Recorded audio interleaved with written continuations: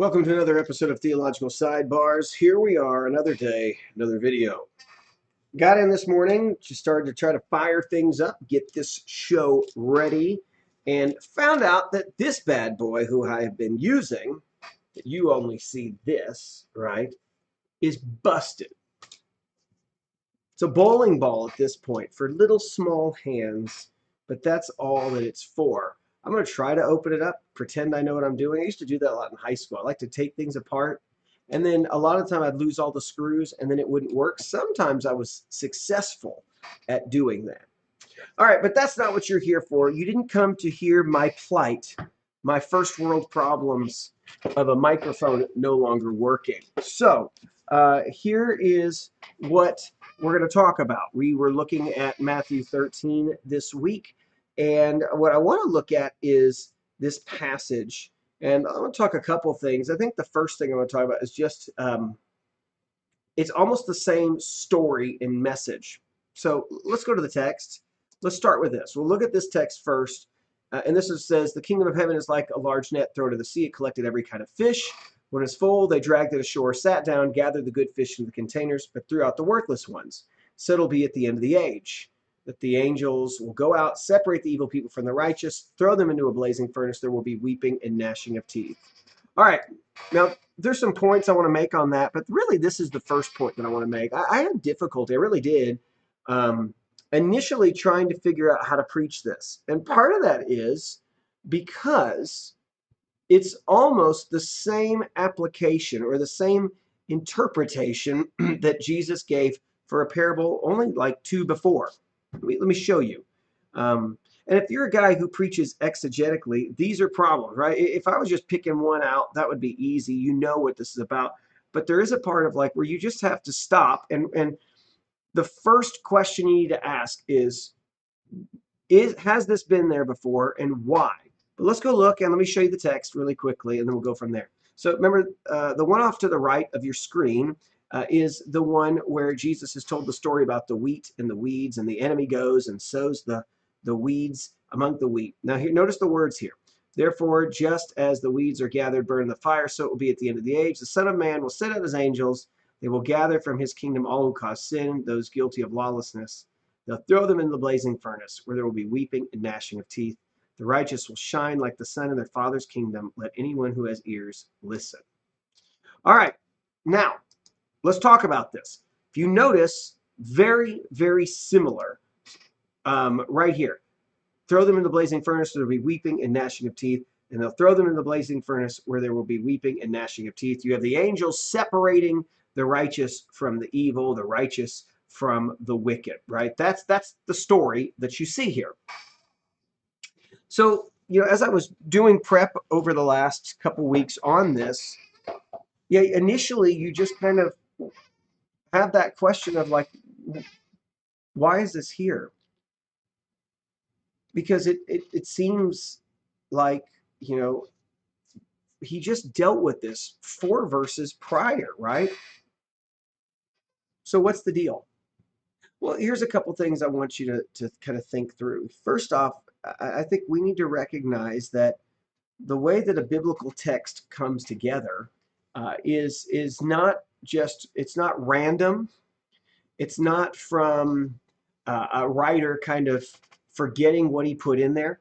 I know that that's kind of how I viewed the text for a long time in my ignorance, kind of as a younger Christian, and also to some extent kind of a rebellious underneath the surface. I was looking for kind of reasons to maybe be able to walk away. I never could. I don't think the Lord ever let me. I mean, obviously, he didn't. He brought me to where he's at here. He's kept me. But I've kind of thought about the document, the text, the Bibles, the text of the Bible to be kind of thrown together. I viewed them as documents that some guy wrote something, just kind of they stashed it all together, either compiled it all together, or some guy's writing it much in the same way that you and I would. We write a letter or we write something and I forget where I left off, or I forget if I've covered that and just kind of move on. What you need to remind yourself is when you're reading the Bible, it's not that. It is put together in a way that it is really, truly a piece of, interesting to kind of think of your text this way, your Bible is, but it's like a piece of art, right? That it's intentional about what it's doing and why it's there. The repetition is never redundant. And that's something to keep in mind, that if you're seeing something repeated, it's not because they forgot. Literally, he would have had to have just read 4 verses before, right? The previous passage right before, and realize he just covered this. So when you begin understanding this passage, you need to start with the fact that Matthew puts this in, and yet he views it as distinct from the other. That there's something about this passage that is different than from the other. Though the application or the interpretation might be the same, there's something special that stands out in this one from the other. Now that's part of that, right? That's a big thing, that there are some nuanced differences when you read the text, right? So in Matthew's earlier version that he collected of Jesus' sayings, it's very specific about talking about the work of Satan as he has tried to mess things up. There's that. In this one, there is no mention of that. You don't have any of that. You also find in the other previous one that there's mention of the acts of these individuals. That's not what you get here. You just kind of simply get the 2 categories of evil and righteous. In the same story, though, you get the angels are the ones who are helping in part of the judgment, and you find out that there is a true, real judgment that comes for those who do not belong to the kingdom. Okay? That's important. So there are some shades of differences, and I think that's sometimes important just to pick up on, that we are seeing something a little bit different said here. So you might ask, well, still, why the repetition? Why that? Now, part of that is, I think, just a very basic answer. This is about ships, and maybe for some who are out there, the water illustrations, the fisherman illustrations fit better. That could be the most basic one. But I actually think there's something much deeper going on here. And I think the repetition that is here is to further communicate that that this is a serious thing, that it needs to be taken note of, that it will happen. And so when you see things like that in the Bible, a lot of the time this stuff comes out, and repetition is there to remind you, like, this is really important, that this is really something to take note of. You know, we would highlight today, and even in the software that I have, I can highlight things and show things that are important to me to kind of to remind myself about what I thought about this passage. You could put it in all bold and caps, but that's not what they did in a text, right? In a text, especially if you ever look at how they copied them down. And we had Dr. David Johnson come and talk to us one Wednesday night, and he was showing the differences of like what the early Greek texts look like, and how they were just lines of letters, and they would have to kind of figure out what the words, like, I mean, that's how they read. They had no problem. In the same way, someone might actually look at us today and say, what are these people? We don't even know what these letters mean that make no words, but they all stand for things. That's a whole different story. But anyways, so when you're trying to highlight something, you bring repetition to it. And so there's some things I think that is part of that, right? Is the repetition is there to say, guys, I really think we can't talk enough about what is coming, right? That is something that I think that is important to grasp. It's coming, and we must keep that in mind. It must be kind of central to the idea that for us as in theology, that we have an end in mind, that there is a judgment that's coming. That is an important piece. Now, here's another thing that just stands out to me as an Old Testament guy. You also recognize that when there are kind of repeated patterns, that they actually kind of they might mean something a little bit more too. And I do think this is interesting. I'll show you this verse that was on my mind as I was interpreting this. So this comes from the Joseph interpreting the dream of Pharaoh. And I did a lot of work on these passages, the dream stories, for my dissertation. But I think this is an interesting point that Joseph gives us, maybe just an interesting hermeneutic. Now, this relates to dreams, but I think this is also a way for us to kind of understand repetition. So in the story about Joseph, and Pharaoh has these dreams. They reoccur.